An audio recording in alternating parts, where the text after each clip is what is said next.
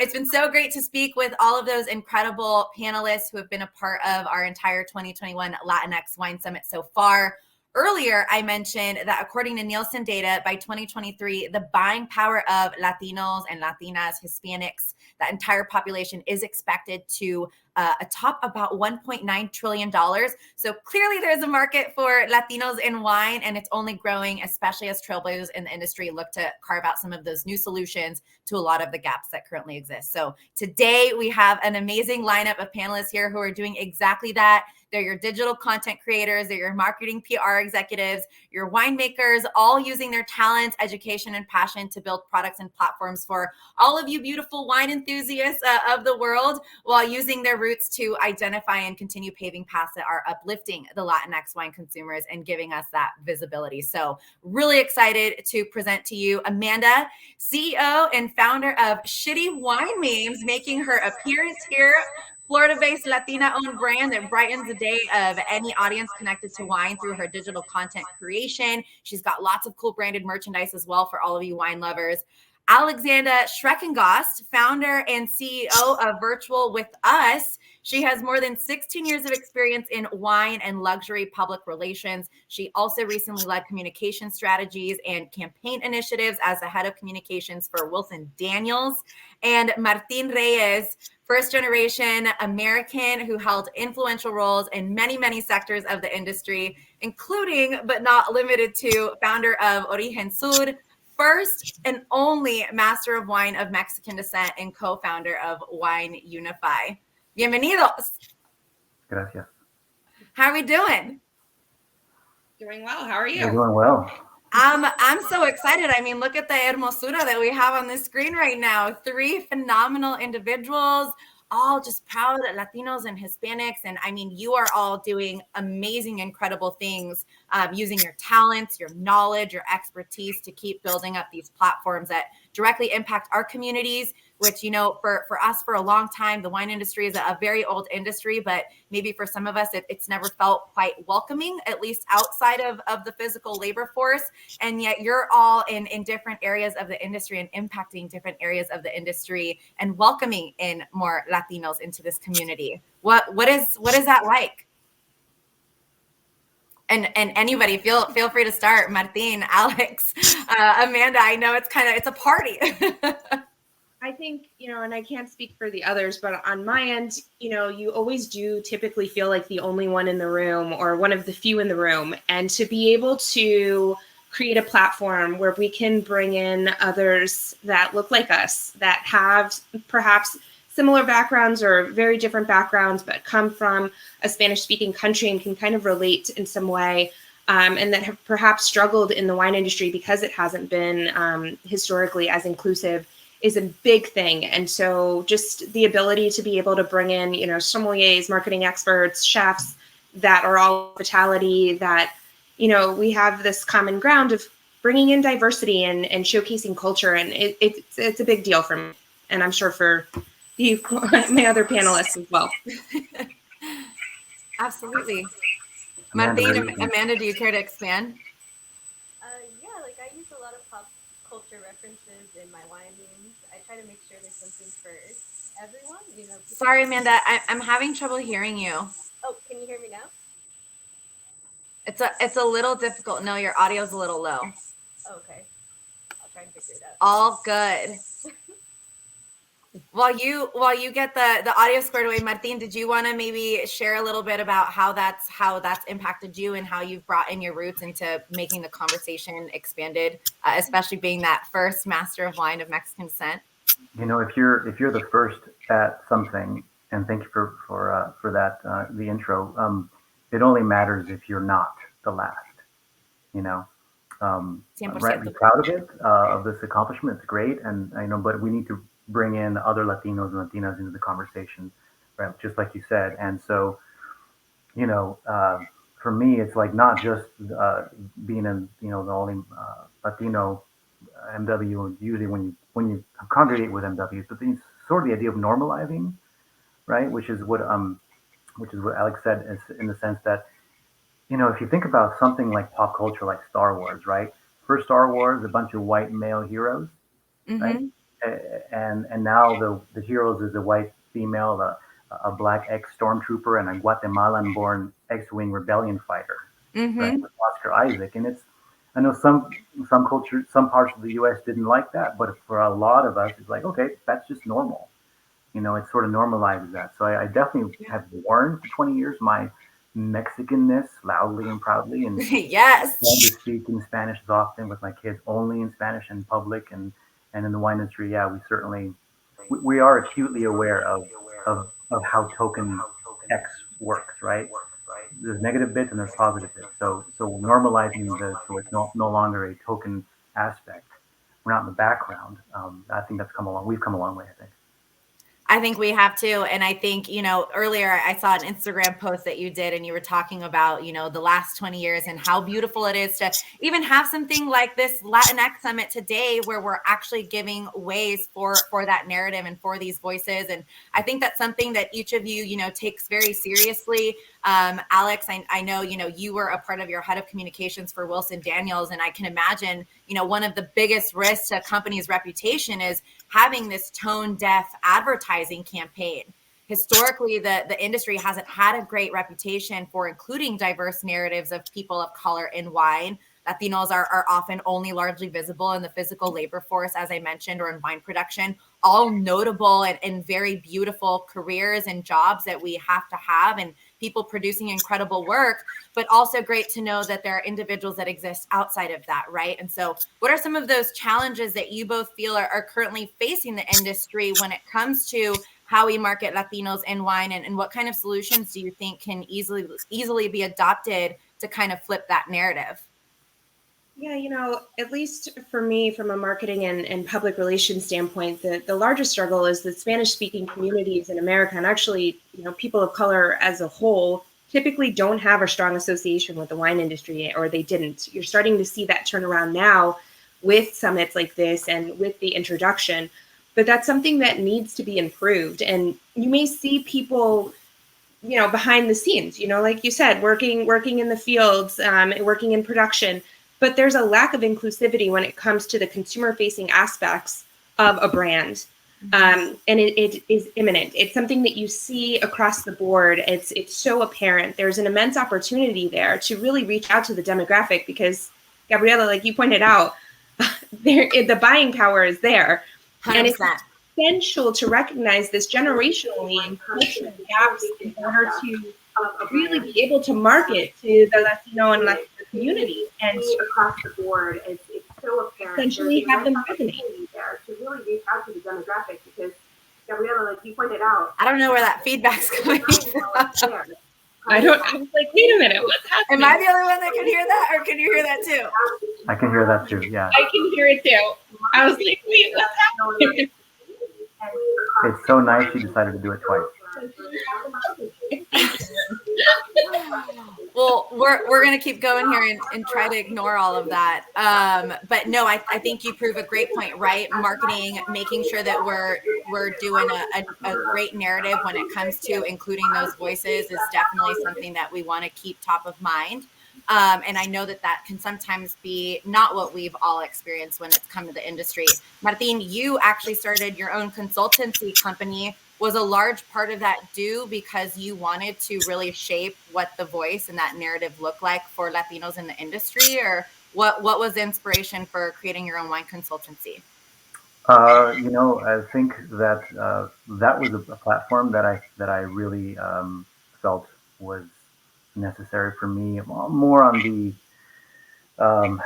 decided to fall into sort of an entrepreneurial spirit, but then with that, I think I was able to see what was in front of me, including which we'll talk about in a little bit, Origen Sur and things like that. But I wanted to go back to something that Alexandra said when she mentioned this is kind of important, I think. And I don't know if we often tend to skip ahead when I think as a whole we flipping the narrative of like the power of storytelling in wine. We obsess over soil and vine and winemaking, but then the spotlight glosses over the labor part, right? So that labor area has been historically cudgeled by that insidious combo of being seen as essential but replaceable human capital, right? So I'm thinking, how do we take advantage of of that. And I recall something that Esther Mobley said. She was on my podcast on our talking about natural wine at the Fort Top, and she had this quote about the larger cultural movement of pre-tech, handcrafted, freshly picked from the earth kind of consumption. This is for natural wine, but then I'm thinking that translates to what about the natural vine tenders? What about the the people and the cellar staff, right? We trumpet like with clarion, like hand harvested, like it's all over our marketing. And yet, you know what that means? Hey, the winery is not simply just creating ghost hands that come and harvest the grapes magically, right? There's plenty of untold stories there. So my addition to what Alexander said is I want to highlight what she said and then pivot to say, not only should we be highlighting the entire spectrum and people who are outside in different industries, but also let's highlight those. Let's also avoid dehumanizing and ignoring the labor force and celebrate them too within this new cultural closeness and storytelling of the vine. That's what I think anyway. No, and you make a great point, and we have to make sure that entire narrative is a holistic narrative, not piecemealed with what we want to include. And that's really the difference, especially as we look to think about how do we really loop in Latinos and Hispanics when it comes to involving them in this industry, whether we're talking about representation and showcasing them, whether we're talking about how do we, also honor the Latinos who are working in multiple facets of the industry and looking to also capture them in terms of market share and people who are invested in wine and want to see themselves in these products outside of maybe just that physical labor force. Absolutely, indeed. Amanda, how's it going over there? Oh, technical. No, you're great. She's in the house. You sound lovely. Okay. Wow, that was very stressful, but I think I'm okay now. No, you're all good. I am so glad that you're here. And, it's so great. You have created a phenomenal digital marketing platform, especially as a Latina, for this digital consumer world that, COVID just shut things down for us to be able to experience the world outside. Everybody was connecting virtually. Your page, which is followed by so many thousands of people on Instagram, ShittyWineMemes, you've never really made a formal appearance and made yourself public. So super excited to have you here today and to be a part of this Latinx Wine Summit. I'd love to learn about how you're using your digital marketing space to help influence the wine industry, attract new wine drinkers, relate to other Hispanic and Latinx wine consumers, and how you use your roots to try to bring in a little bit of that narrative as well. Well, definitely. I use a lot of pop culture references in my wine memes. I try and make sure there's something for everyone, for those that are just starting out in their wine career or deep into their wine career. I'm also influenced by my Cuban American upbringing and growing up in South Florida.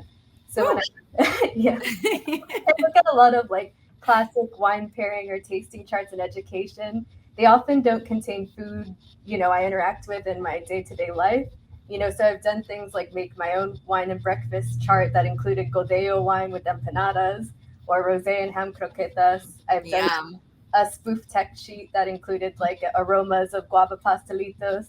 And I've made a meme of Walter Mercado. How many of you have heard of Walter Mercado? Yes. It's an astrologer.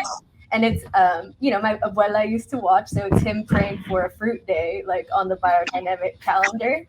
But more importantly, I want to do more. And I was excited to partner with the team at Hispanics and Wine and amplify their incredible work. And I think it's important to bring our creativity, collaborate, and continue to build that network community. Yeah. I would 100% agree. And you do that beautifully. I crack up every single time I look at your memes. And when you do include Walter Mercado or someone else that I can relate to that brings me back to my roots, there's this level of understanding where I'm like, she sees me. And I think that's the important part, right? Is that we're all seen in these spaces. Alex, you launched Virtual with us and have done an amazing job at being able to connect with people from all over the world, certainly during a time when the pandemic was impacting everybody. How have things been on that front? And I'd love to learn more insights about how you're specifically, impacting the virtual world and the influence that also has on Hispanic wine consumption and their inclusion. Absolutely. So I think, as I mentioned previously, there's just the frustration of being limited in how you market and how you can speak about brands and what brands you can discuss. And so, it was probably the craziest thing to do. But at the height of the pandemic, I, saw a lot of the sommeliers and cicerones and mixologists that were furloughed. I saw a lot of the chefs that, were like, what am I going to do? This has been my career. And then winemakers, they were like, I'm struggling with telling my story. I don't have the budget now to do marketing because of everything happening with the pandemic. And so I decided to launch, and I gave my resignation at Wilson Daniels, and I brought in a bunch of the hospitality industry folks that I knew in New York and in San Francisco and in Seattle, you name it, and really tried to find a way to engage corporations. I realized that the platform was something that would do really well with B2B, and it's sustained because they've had distributed workforces and had a solution to help them with culture and to help educate them from a beverage perspective, where they can also socialize and kind of maintain their interpersonal relationships and have that camaraderie that, you would typically have if you were in the same office, but if you have colleagues in London and colleagues in Chicago, you never really have that. And then with that, we also launched Culture with us this summer to kind of, as the pandemic started to evolve, to figure out different ways to be as inclusive as possible with corporate gifting. And this has given us the ability to really shout from the rooftops different narratives around brands, showcasing diversity and inclusion at every turn, and bringing in brands that really typically wouldn't have the visibility with these business professionals. And we utilize all of our platforms through social media and Instagram and Twitter and Facebook and LinkedIn, very much on LinkedIn because of, the B2B model that we have. And it's working out really well because it's given us the ability to really showcase brands that, wouldn't really have a platform to speak. We have, the winemakers come on sometimes with the sommeliers and really introduce what they're doing and what their teams are doing in the field, as Martine mentioned, and really telling that story, which is getting people passionate about it. And I have customers that come back and say, I went to this event with my colleagues on Zoom or a hybrid event, and I want to buy 2 cases, I want to buy 3 cases for my home and to really support this brand because I learned about them and I can relate to them. Or I grew up and I'm second generation Latina, and things like that. That is really just awe-inspiring, and it's going to continue to do. We've created this platform and we celebrated, everything from Black History Month to International Women's Day to now Hispanic Heritage Month, and all of the boxes showcase small businesses that are, we really need to ignite and we really need to tell their story. And storytelling is powerful, especially in this space. And that's why it's so great. Each and every one of you, you're marketing for the Hispanic consumers in your own way, whether it's through wine, whether it's through the nonprofit organizations that you founded, digital marketing, the virtual space. It really is helping to not only push those narratives forward, but I think also destigmatize a couple of things that, currently exist in the industry. Amanda, you mentioned, creating that empanada meme with Hispanics and wine. And I think that 100% tackles a lot of the conversation around how, one, not only has wine always been seen as this thing that maybe Latinos couldn't access or wasn't for them, but that it goes against that narrative that Hispanic cultural foods can't pair with something as elegant and finessed as wine. And to your point too, Alex, all of you talking about how you're able to now showcase these producers and have people directly invest in those stories and learn, like, at the end of the day, like, it's la cultura, it's beautiful, and it does very much embed itself in this industry.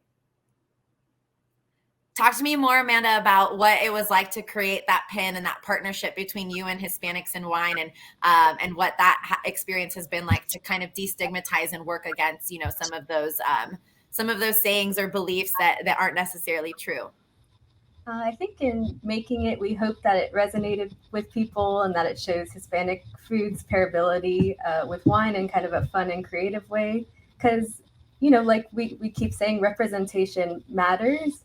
And I think we're all tired of winery websites and tech sheets that just say pair with chicken, just like no description, just pair with chicken, pair with fish. Like, okay, what kind of fish? Like pair with meat. So like I implore people to add some flavor to your site. And, I'm sure people here can direct you to plenty of professionals who would be happy to collaborate and put more exciting food pairings and get some more diverse perspectives when it comes to just wine and food pairing in general.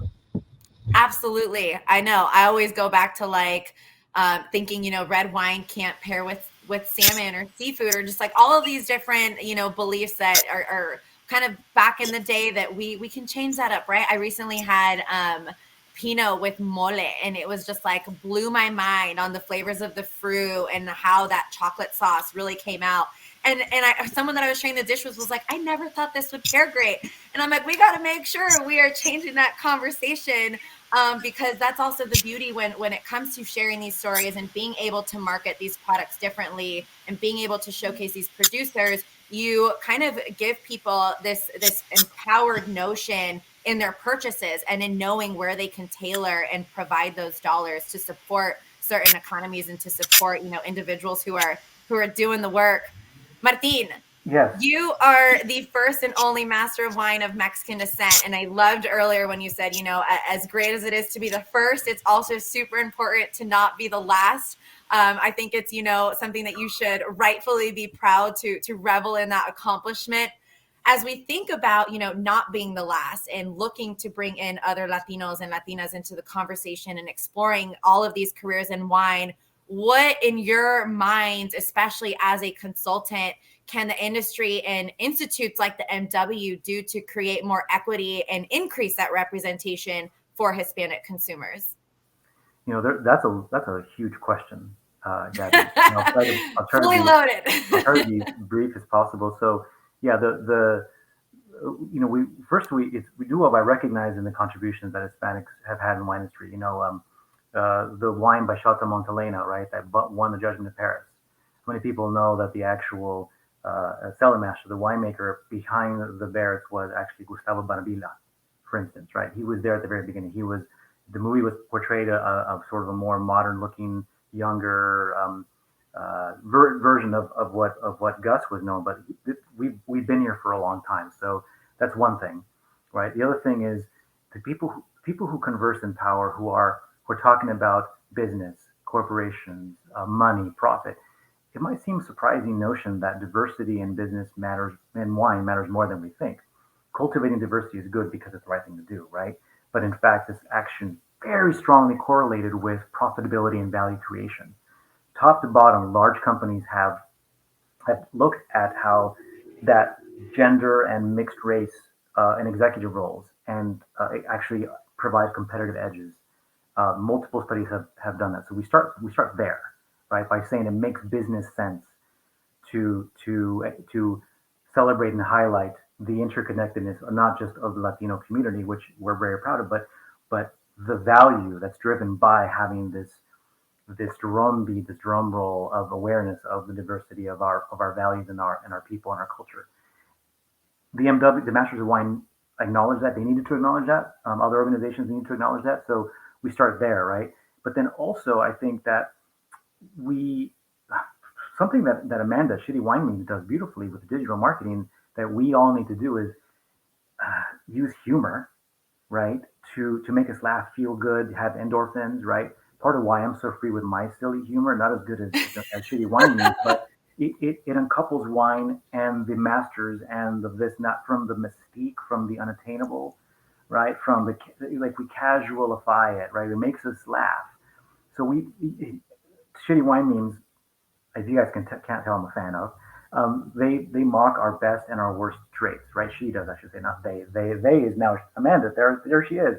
We can't take ourselves too seriously, right? And if we don't rather take ourselves seriously, then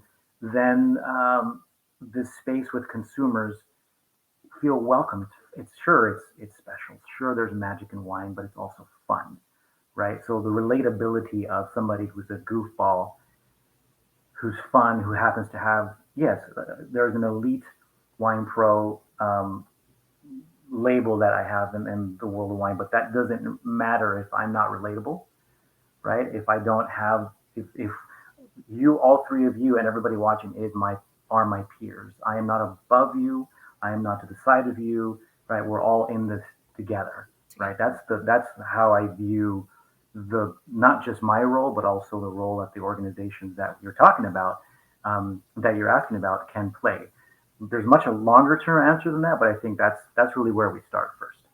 I think that's a great place to start. And I love that you mentioned relatability, because I think that's one of the biggest things that so many of us as people of color and as Latinos can say that maybe sometimes we haven't been able to experience in the industry, right? You're made to feel like the odd one in the room for asking questions when maybe you're trying to learn a little bit more. And Amanda does a great job at calling people out on how stuffy the industry can be. And it's like, yo, we're here drinking wine. It's fermented grapes. Like, what are we acting so bougie about right now, right? It is a beautiful product. People make beautiful wine. Yes, there is great expensive wine out there to be enjoyed. But at the end Alex, of the day, I have a question for Alex. Alex, have you also felt that you've seen some shitty wine memes? You're like, oh, guilty. Oh my gosh, that got me. I mean, you're right. We all Absolutely. absolutely like, yeah, keep mocking us, because it all becomes this sort of fun. Like, yes, we take it seriously, but then we shouldn't. And I think that the digital space, with every organization, with one that Alex runs and Hispanics and Wine, we all do well by laughing at ourselves. Yes. Everything and I think it just vulnerable, right? more approachable. Yeah. we need to do a better job at laughing at ourselves. So Amanda, keep those memes coming this way. No pressure.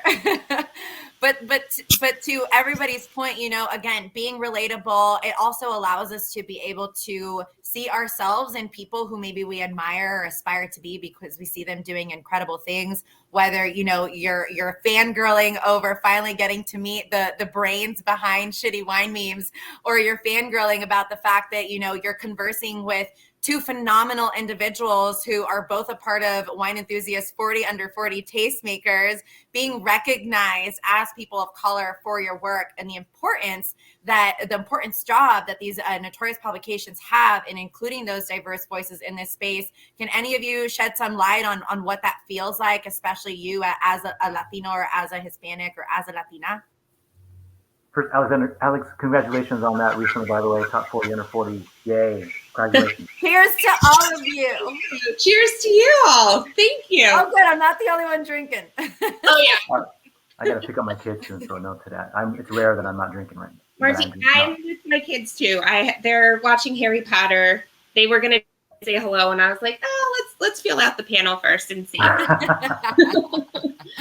I think on my end, the biggest thing is that I really just want everyone to try wine and have fun with it, and that's why we put a lot of food and thought into our boxes and what we're giving people. And if anyone has a question about wine, we just keep it fun and light. Let's have candy with it. Let's do gingerbread houses. Let's have empanadas. Somebody asked me, I think it was Lydia, the other day, I had my bearded dragon on, and she was asking me about my wine pairings with red wine. And I just want people to feel welcome. And I don't want them to feel like they can't ask a question because of the pretentiousness of what the fine wine world is perceived. And from an educational perspective, I love that Martin said he doesn't want to be the only one, and that he is approachable, and that he's, really advocating for people in the industry, because, it makes me want to continue learning. And I'm sure others feel the same way too. And I think also from a marketing perspective, realizing that while I do see some efforts in people trying to properly market to the various minority demographics, you can't market to everyone in the same way either. So, a recent immigrant versus a second generation, for example, you can't approach them in the same way with the same story and telling them about the same wine and think that it's going to work, and that you're, we're diverse already. We able to approach everyone, and we're bringing in more minorities. That's not how it works. And I think that's something that a lot of marketing professionals and a lot of digital marketers need to take into account. And I think, Amanda and ShittyWineMemes, you do a really good job in making it feel like it's something for everybody, because there really is a little bit of something for everybody in their different taste profiles, or their different personalities, or even their different humors. And that's the biggest part of marketing too, is trying to find different ways to be relatable, while trying to give that same message, if I'm making sense. No, you're 100% making sense. Amanda, do you have anything to comment on that? Yeah, I think people like trends. People want more relatable marketing, that's authentic, that they can apply into their everyday life and interactions with wine. I feel like wine consumers, they want to feel like they're in on the joke, they're in on the secret, or they're in on something like special or undiscovered. And people want to buy from people they support, that they align with in views. Transparency is a trend that I hope to continue to see growing in the industry. I really do think consumers value education. So people that do that in a fun way, like my team with his dad jokes or in whatever way that people do it, I think consumers really value that education, and they don't just want the romantic wine stories. They want to hear the real wine history. They want to hear about the people, the places. Like consumers are a lot more smarter, a lot more okay, a lot smarter and more research than I think companies give them credit for, and they want to try new things. So people want to try new styles, indigenous grapes they haven't tried. They want to find regions that maybe aren't highlighted in traditional wine education. And, people are censoring BIPOC women, LGBTQIA plus ownership, which is wonderful, and want to support people that are working towards a better future. The language also helps too, like trying to pop in is, switching back and forth. Like I've been saying recently, talking a lot of Spanish recently. I've been saying mucho around my non-Latin friends more often, and it means a lot to them. Mucho means a lot to them. There he goes with his dad jokes. That's like one of my favorite things that you can ever expect out of Martin.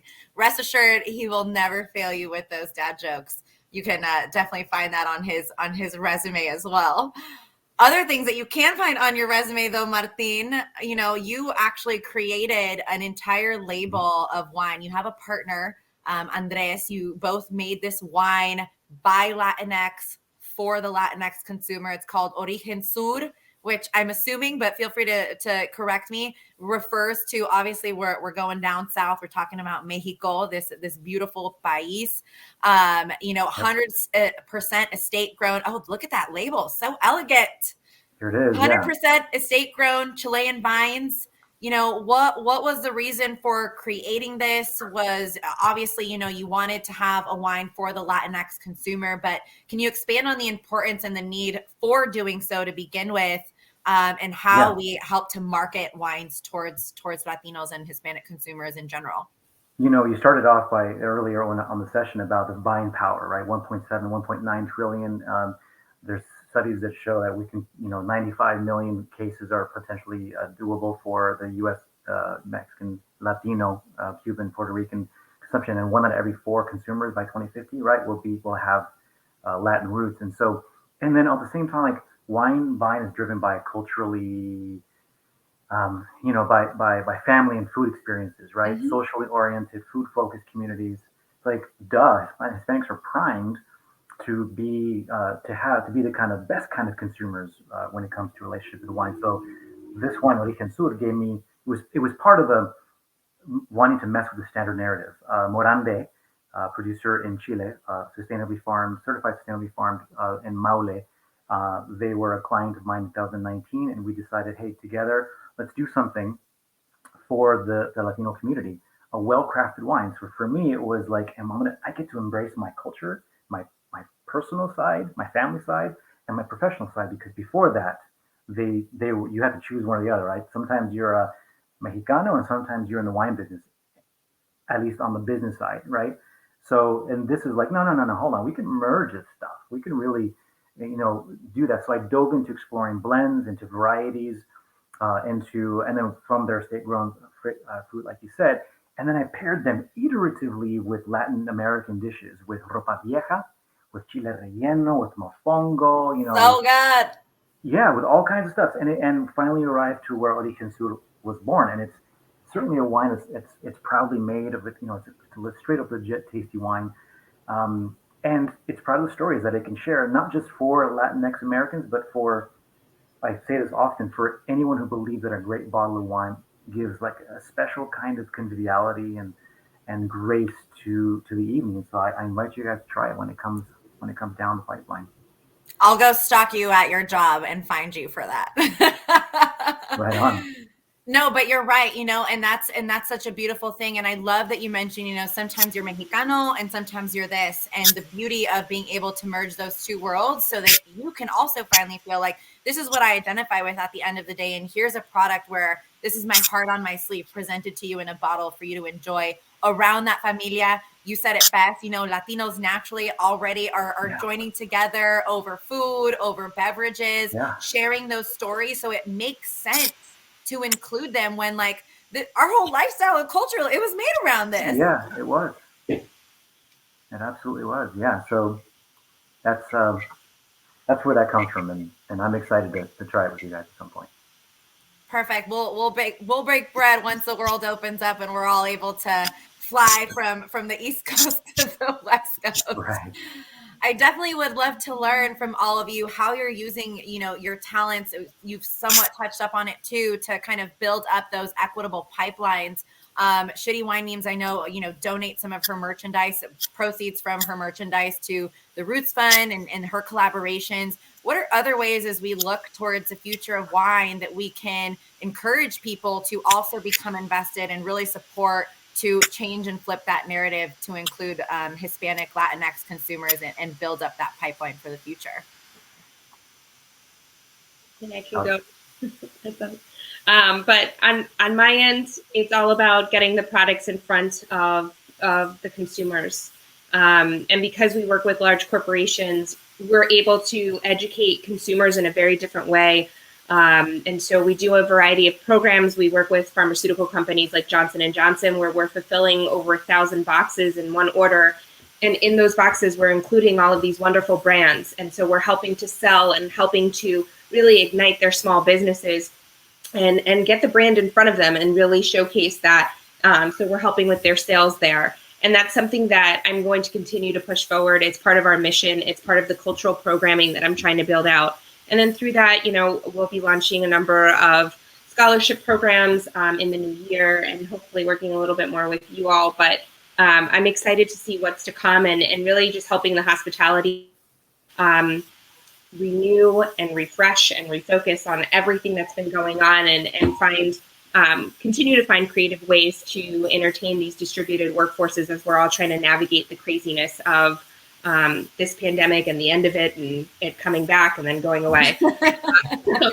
But, those are just a few examples of what we're doing. But the boxes are the biggest thing because these companies cannot survive without the business.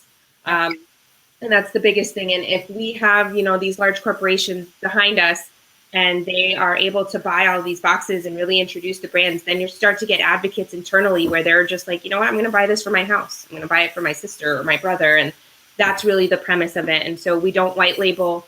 For the most part, we just, we have our own separate branded stuff, but we have spices and jams and everything so that people can see what they are and they can go straight to the website and buy more. Amazing. Martin? Yeah, I'm glad you asked that question. It's important. I last year in 2020, along with Dylan Proctor and Mary Margaret McCamick, I co-founded Wine Unified, which is provides funds for education as well as mentorship and community for people of color, our underrepresented communities. And I know you mentioned Roots Fund and a few other individuals, few organizations, Batanage. There's a lot of us that have come through. Batanage actually was there for a number of years before. And yeah, we are actually every little bit that purchases this gets a little bit down to Wine Unify as far as the donation. Amazing. The proceeds. But yeah, it's one thing to sign up for a WSET course and say, okay, now I'm going to learn about wine professionally through a credential that is accepted. It's another thing to then feel welcomed in that community, and then to know what to do with it and how to put it on your what to do with your resume. Or if you go into that room and you don't see a lot of people that you can relate to, then how, then it has to go beyond that, right? Where the mentorship, where the community, where the not just diversity but also inclusion, not just inclusion but also community. And then the people who then graduate, or not graduate, but they're alums of Wine Unify or Roots Fund or whatever, we actually, then they come back and they are alums, and then they empower, they give back to and enrich the community. That is one of the best parts about this, is that all these organizations, including Wine Unify, have grown much beyond the scope that we initially intended. It was funding for education, right? That's because education matters to all of us. But beyond that, now all of a sudden not all of a sudden, excuse me, but there is a richness to that experience that goes far beyond the education, which is the foundation. And the community and wine. Right. Absolutely. And you can feel it too. You can feel the emotion and the power and the energy in that community right now, more than I personally in my lifetime have ever felt. So it's thanks to organizations like Wine Unify. It's thanks to organizations like the Roots Fund, all of these beautiful organizations that are coming together to say, you know what, we're going to create these pipelines, and it's not just going to be education. There's going to be a real investment in every individual who's entering this industry and really making you feel like you're a part of something and like you belong, and that you can ask those questions as you learn and as you grow. Before I hear from Amanda on her portion of that, we did have a question for you, Martin. Miranda Durr would like to know, is Origen Sud Red Blend available for purchase, and where can you get it? It's not available for purchase yet. We just finished crafting it, so we are actually in the process right now of looking for an importer and distributor in Texas, California, in Florida, and New York. So if anybody knows, we're in talks with a few people, but nothing's official yet. But it will be coming out hopefully early part of next year. So I just have one of the few bottles in the States right now, one of the few, but hopefully not for long. So Miranda, there's going to be our virtual booth this afternoon. Andres, the expert manager for Morande, will be manning that. So if you want to hop on there, he can give you a better sense of when it's going to show up. Yeah, for everybody who's tuning in right now and watching, we've got a full networking virtual booth for you to access after we're done with the last panel. You should definitely also check out the sponsors virtual booths if you want to be entered into that raffle. But Origen Sud will be there for you to also learn more information. And good to know, because we can also make sure that we're funding some of that money back into that mentorship and keeping that virtuous life cycle going forward. Amanda, would you love to wrap us up here on positive ways for us to also look towards how we're building the future of wine through some of the give back initiatives that you're doing as well? Yeah, like you mentioned, I'm trying to grow the merchandise for the meme page, and am donating $1 for every pin sold wholesale on the e-commerce site or ShittyWineMemes.com to Roots Fund. And if you do see scholarship opportunities out there, it's not just Roots Fund and Wine Unify. There's Live Collective, Batonage Forum, Industry Sessions, Verasian Project. Like, there's all these great organizations that are providing different opportunities. And I think Miriam's here that works with the Diversity in Wine Leadership Forum that brings a lot of people together as well. So I think just amplify and share those opportunities when you see them, and tag your friends in them, and continue to try and get more people into this industry, and it's going to make us all stronger moving forward. 100%. Juntos podemos. That's how we're going to get it done. Thank you so much to each of you. You are amazing. Thank you for the work that you do continuously. Thank you for making us feel seen and relatable, and for providing that humor, whether it's from memes, dad jokes, or just good conversation. I appreciate the time that you spent with us here, and just the wealth of knowledge and actual hard work that you're all putting forward in the industry to make sure that the future looks bright.